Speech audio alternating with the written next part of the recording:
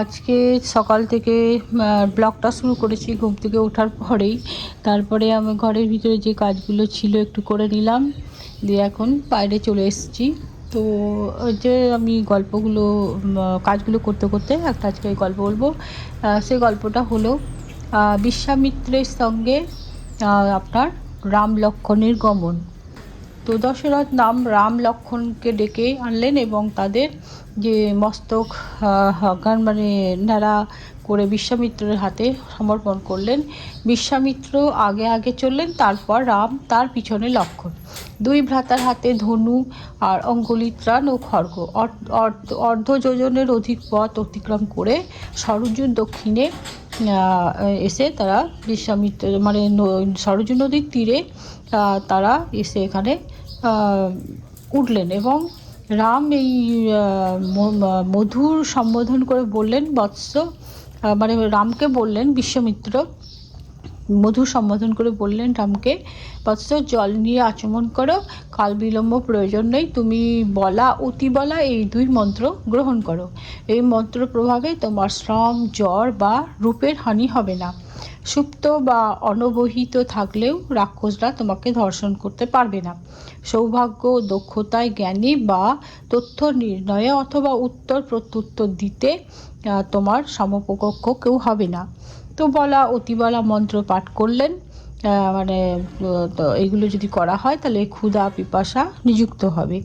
তো রাম জল গ্রহণ করে সূচি হয়ে হাস্যমুখে এই দুই বিদ্যা গ্রহণ করলেন। সেই রাত্রি সরযূ তীরে সুখে অতিবাহিত হলো। রাম লক্ষ্মণ অনভ্যস্ত তৃণশয্যায় শুয়েছিলেন, কিন্তু বিশ্বামিত্রের মিষ্ট আলাপে তারা কোনো কষ্ট অনুভব করতে পারলেন না। সুন্দরভাবে রাতটা কাটালেন। রাত্রি প্রভাত হলে প্রাতঃকৃত্য সমাপন করে তারা আবার যাত্রা করলেন, কিন্তু দূর গিয়ে তারা জাহ্নবী সরযূর সঙ্গমস্থলে এক রমণীর আশ্রমে উপস্থিত হলেন এবং রামের প্রশ্নের উত্তরে বিশ্বামিত্র জানালেন যে পূর্বে এখানে কন্দর্পের আশ্রম ছিল। একদা মহাদেব যখন এখান দিয়ে যাচ্ছিলেন তখন কন্দর্প তার চিত্তবিকার উৎপাদন করেন এবং রুদ্রের ক্রোধ দৃষ্টিতে কন্দর্পের সর্বাঙ্গ ভস্মীভূত হয়ে যায়। তদবধি তার নাম অনঙ্গ এবং এই স্থানের নাম অঙ্গদেশ। তারই শিষ্যগণ এই পুরুষনাক্রমে মানে তাদের বংশ পরম্পরা এখানে বাস করেন। আশ্রমবাসী গুণীগণ বিশ্বামিত্রের আগমনে অত্যন্ত প্রীত হয়ে তাদের যথাযথ সৎকার করলেন এবং রাত্রি যাপনের ব্যবস্থাও করলেন। বিশ্বামিত্র এবং তাপসগণ তারপর কথায় কথায় রাম লক্ষ্মণের চিত্ত বিনোদন করতে লাগলেন। পরদিন তিনজনে গঙ্গা তীরে এসে নৌকাযোগে পার হলেন এবং নদীর মধ্যে এসে রাম কৌতূহলবশে জিজ্ঞাসা করলেন যে আমরা যে জল ভেদ করে যাচ্ছি তার কি এই তুমুল শব্দ? বিশ্বামিত্র বললেন যে ব্রহ্মা কৈলাস পর্বতে তার মন দ্বারা এক সরোবর রচনা করেছিলেন, তার নাম মানস সরোবর। অযোধ্যার দিকে সেই পুণ্যতোয়া নদী গেছে এবং ব্রহ্মার সরোবর থেকে নিঃসৃত, সেই জন্য তার নাম সরযূ।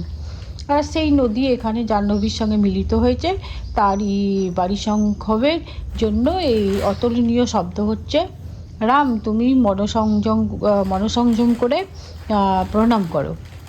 তো রাম লক্ষ্মণ এই দুই নদীকে প্রণাম করে দক্ষিণ তীরে এসে দ্রুত চলতে লাগলেন এবং এক সাপত সংকুল ঘোর অরণ্যে এসে রাম তার সম্বন্ধে বিশ্বামিত্রকে জিজ্ঞাসা করলেন। বিশ্বামিত্র বললেন, বৃত্রাসুরকে বধ করবার সময় ইন্দ্র মললিপ্ত ক্ষুধিত ও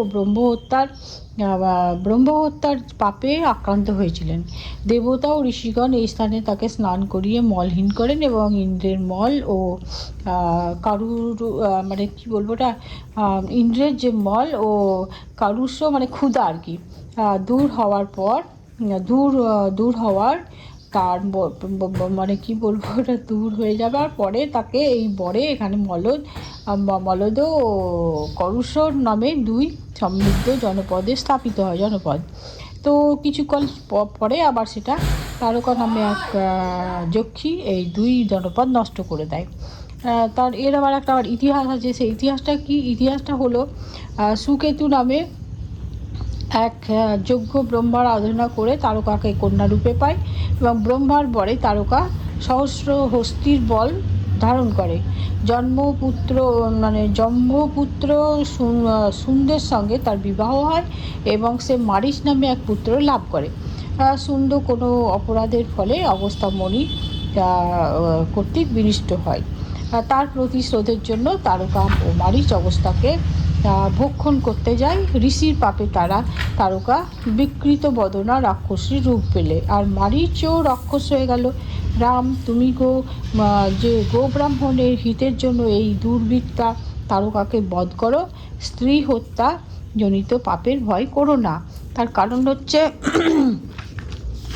যে প্রজা রক্ষার নিমিত্ত নৃশংস বা অনৃশংস, পাপজনক বা দোষযুক্ত যে সকল কর্মই করতে হবে, যাদের উপর রাজ্য চালনার ভার আছে তাদের এই সনাতন ধর্ম।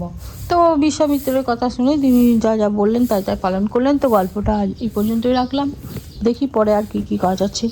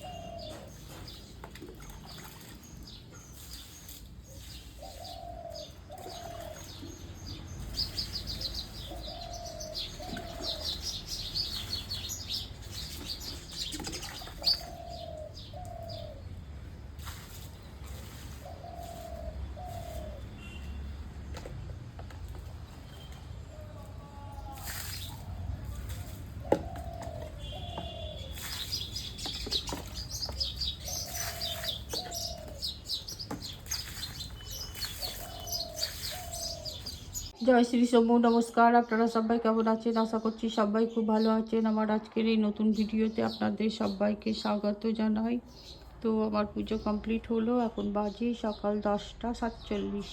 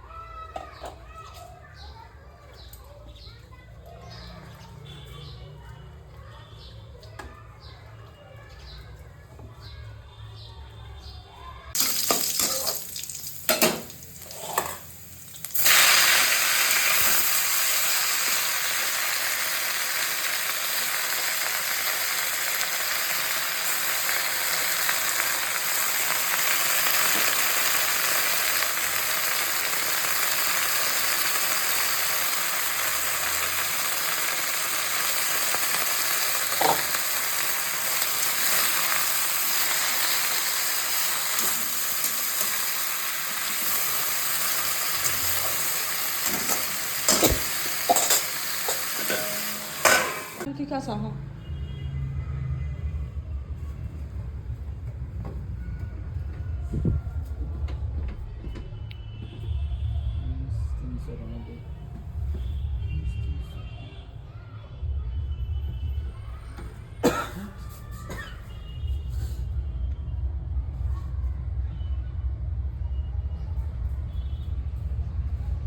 মার বসলে এদিকে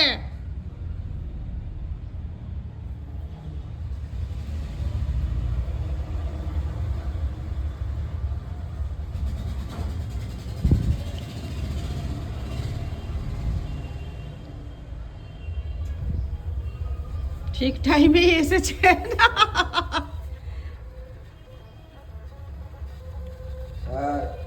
আসবে না, লেজ লড়াইছে মানে ও রিয়াকশন কিছু নাই, ওই মানুষ নতুন দেখেছে তাই। আচ্ছা ইলেকট্রিক বিল নিতে আসছে। হ্যাঁ 974।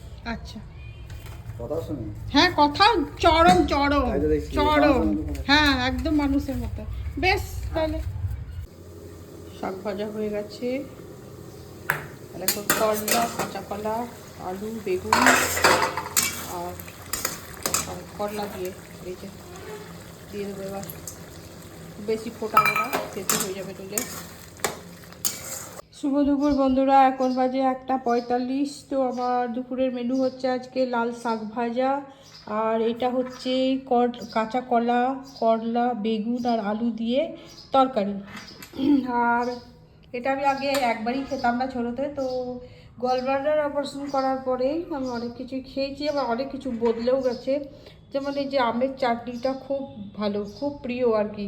কুলের চাটনি, আমের চাটনি, জলপাইয়ের চাটনি, তারপর যত রকমের চাটনি আছে। কেবল কামরাঙাও খেতে খুব ভালোবাসি, কিন্তু শুনেছি যে কামরাঙা খেলে কিডনিতে এফেক্ট হয়, তার জন্যে কামরাঙা খাইনি। একবার খেয়েছিলাম ডিব্রুগড়ে, যাদের বাড়িতে ভাড়া ছিলাম, অসমিয়ার বাড়িতে। তো গাছ আছে, আর এত সুন্দর সুন্দর হলুদ হয়ে পাকতো, আর পাকলে মিষ্টি, মানে মিষ্টির ভাগ বেশি, টকের ভাগ মানে কম। তো খাওয়ার পরে তারপরে অনেক দিন পর শুনেছিলাম যে একে কামরাঙা খেলে নাকি কিডনিতে এফেক্ট হয়, সেই থেকে আমি কামরাঙা খাই না, কিন্তু চাটনি ভীষণ আগে ভালো লাগতো। যেমন কলকাতায় ছিলাম, মাদারের চাটনি খেতাম খুব, মাদার বিক্রি হতো, তো মাদার চাটনি এসে এইসব চাটনি খেতে খুব ভালো লাগে। তো গলব্লাডার অপারেশন হওয়ার পর থেকে চাটনিটা একটু অ্যাভয়েড করে চলার চেষ্টা করি, কিন্তু আমের চাটনি, কুলের চাটনি পারি না, খেয়ে নিই। তো এই হচ্ছে আজকের আমার মেনু, আর মুগের ডালটা কালকের। যে নাই আজকে আমি খাবার দিতে যাব, তো এক হাতে তো মোবাইলে করতে পারবো না, তো দেখিয়ে দিলাম একটু আমার ছানাগুলো আসছে কিনা দেখি বাইরে। সব এসে গেছে, এবার সব একে একে দিয়ে দিই। মারপিট করতে লাগছে, এরা করতে কাশছে সব, এপাড়ার নয় পাড়ার ভগবান জানে। কোথায় বেচা করছিস? দাঁড়া দাঁড়া, চলে এসছে, এবার দিয়ে দিই। একা দেওয়া তো সম্ভব নয়, ছেলে আজকে নাই। খাওয়া হয়ে গেছে, এবার পাতা দিয়ে চলে যাবো। সব